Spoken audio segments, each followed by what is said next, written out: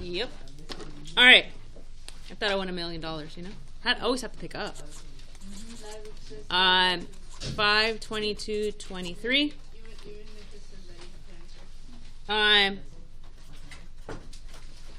Square and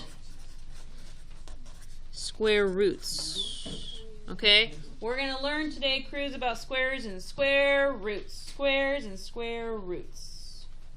Oh, I know this. Some of it you should know. Some of it you'll quickly pick up. Square roots. Yes. The root of a square. Yes. Goes deep underground. Totally. Radical. Yeah, that sounds nice. All right. So, the first part you should be all okay with, the squares. So, what is one square? What is 1 squared equal to? It's 1 times 1. What is 1 times 1? 1.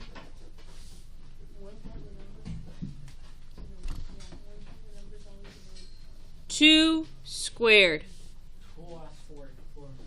Because what's 2 times 2? 4. Yes.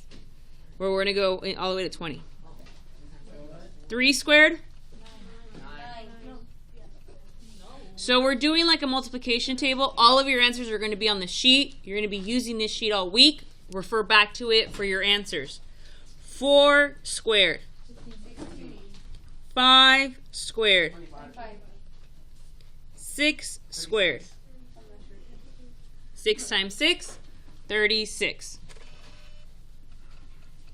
7 squared. 8 squared. 9 squared. 10 squared. Now, honestly, as a 7th grader, you should know these by heart. If I go, what's 7 squared? Your brain should go, oh, 7 times 7, 49. Okay? We should have these memorized. If you don't, start memorizing them. Now, the ones that you may or may not have memorized. 11 squared. What's 11 times 11? Good. What's 12 squared? 144. Good. Now we venture into the ones that very few kids know, but some of them you do. Some of you do know them. 13 squared. No. 169. Yep. Wait, can I use your mixer? 14 squared. 196.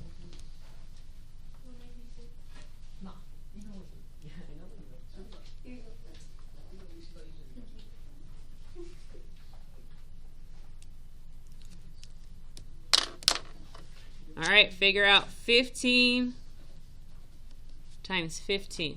And you can go without a calculator.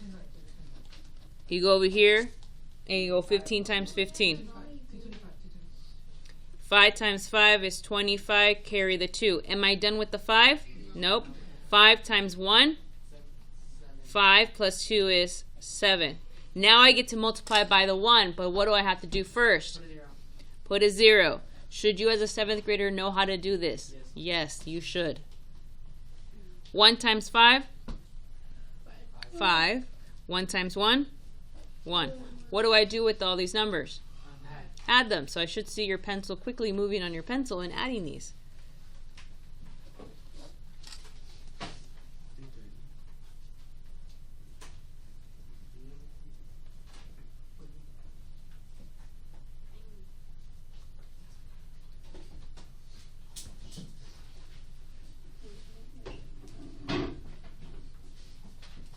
All right, so what's 15 squared? 225. 16 times. 256.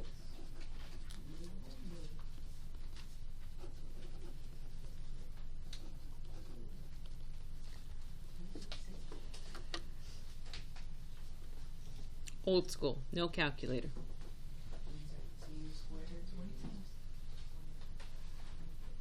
Don't just wait for us. Pick one and do it. Pick one and do it.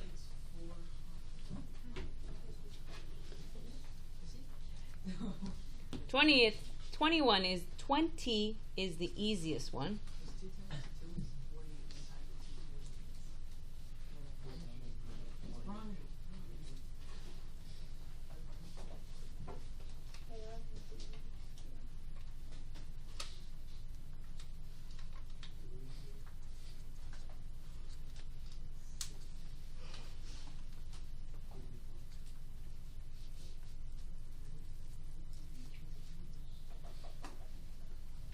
All right. What's 16 squared?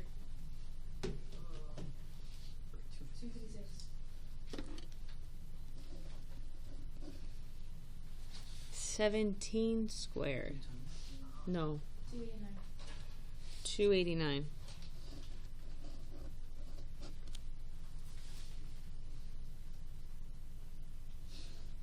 18 squared. 19 squared.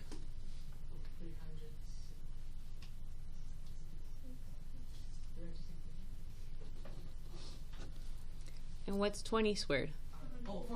That one should be easy. That was the easiest one. All right. So we will be using this sheet for your work. So instead of using a calculator, you'll be like, okay, what's 17 squared? Oh, I don't have a calculator. Oh, let me look up here. Oh, it's 289. All right, what's 14 squared without a calculator, but you can use this sheet? Oh, 196. Okay. All right, so those are squares. Should you be familiar with these? Yes, especially these, right? These you should have seen, have done, know about them. These, by the end of your 8th grade year, you'll have these memorized. All right, so now what we're going to learn is the opposite of a square. It's called a square root. Yeah, kind of like when we talk about what's the opposite of adding, subtracting. What's the opposite of multiplication? Division. So what's the opposite of a square? A square root. And a square root symbol, like an adding symbol, subtraction symbol, square root has its own symbol. So it looks like a division sign, but it's fancy. Because, you know, in math we do fancy things. So it has this like extra little like tail or whatnot.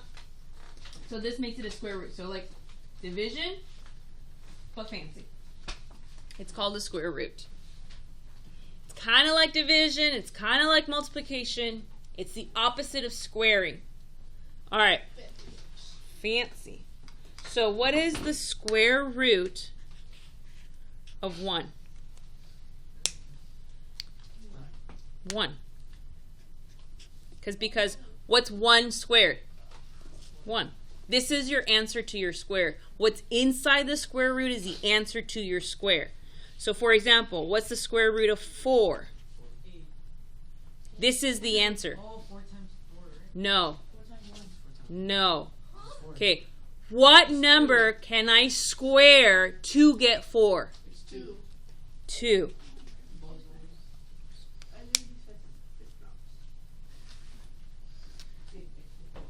Square root of 9.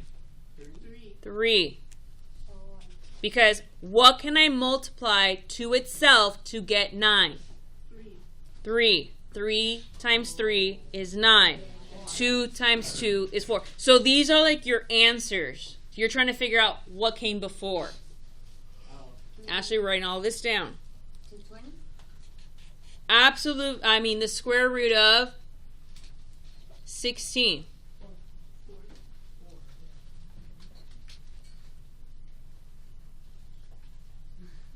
Because 4 times 4 is 16. So basically, we're going to go down this list. What's next? The square root of what? Nope. 25. The square root of 25 is 5, because 5 squared is 25. Okay, square root of 36. 6, because 6 squared is 36. You're like undoing it. What's the next number? 49. Square root of 49? 7. Next. 64. What's the square root of 64? 8. Next.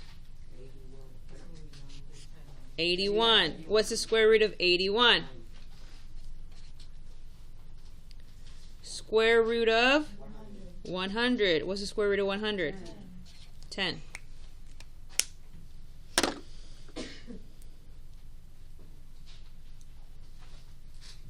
All right, what's the next one?